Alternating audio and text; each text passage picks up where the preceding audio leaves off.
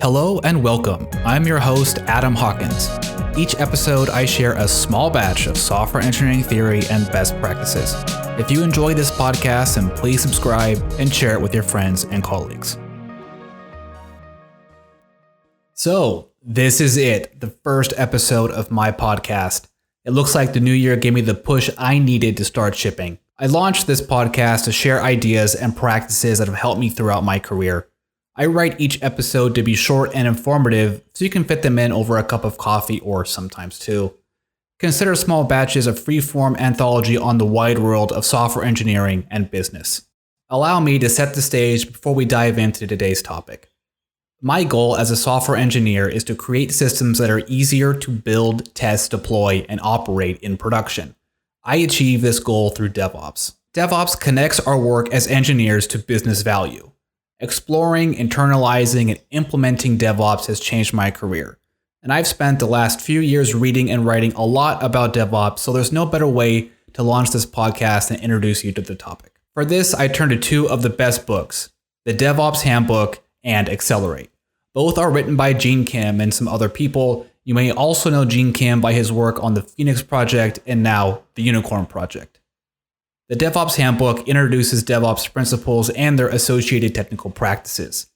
Accelerate provides metrics to measure progress and evidence of DevOps effectiveness. You need both to understand DevOps.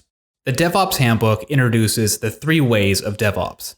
They are flow, feedback, and learning. Each build on the other to create a feedback loop between technology and business. Accelerate defines four metrics: lead time, deployment frequency, mean time to resolve, and change failure rate. Here's how the two fit together. Flow, the first way of DevOps, establishes fast flow from development to production. Organizations achieve this goal by breaking their work down into smaller batches, preventing defects with continuous integration, and automating deployments. These practices largely fall under the umbrella of continuous delivery. Teams can measure their flow with two metrics: lead time and deployment frequency. Lead time is the time it takes to go from commit to production. Deployment frequency is simply how often deploys happen. Feedback, the second way of DevOps, establishes right to left flow of telemetry across the value stream to ensure early detection and recovery or prevent subsequent regressions. The idea here is to use production learnings to drive subsequent developments. Here are some examples. Let's say you just shipped a new feature. How do you measure your engagement? And another. Are there metrics or logs that engineers can use to monitor the system's health? And finally, how do you know how long your CI builds are taking? Teams can measure their second way with the well-known mean time to resolve or MTTR metric. Learning, the third way of DevOps, enables a high-trust culture focused around scientific experimentation and learning.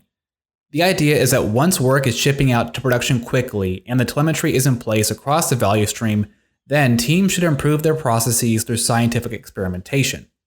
The principle of flow enables teams to quickly ship new business ideas or process improvements. The principle of feedback ensures teams have the information to empirically validate their ideas. Organizations apply this principle through activities such as blameless postmortems and A/B testing. Teams can measure the third way by tracking their change failure rate. That is the percentage of changes that result in degraded service or require a follow-up action like a patch or a rollback. Although I offer you a different interpretation. I think of it as a percentage of changes that did not deliver the expected results, but that's a topic for a future episode. I have much more to say on these topics, but I'll leave them for future episodes. Let's recap for now. Apply continuous delivery for fast flow from development to production. Add telemetry across your process and use it to drive future decisions, then strive to improve both those processes through scientific experimentation and learning. Measure your progress with lead time, deployment frequency, MTTR, and change failure rate.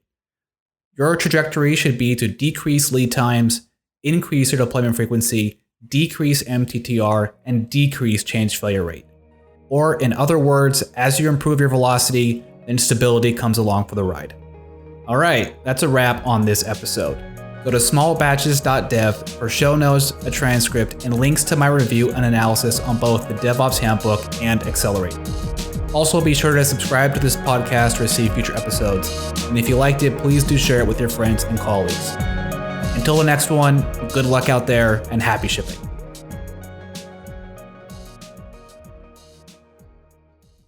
Want to learn more about DevOps but don't have time for books?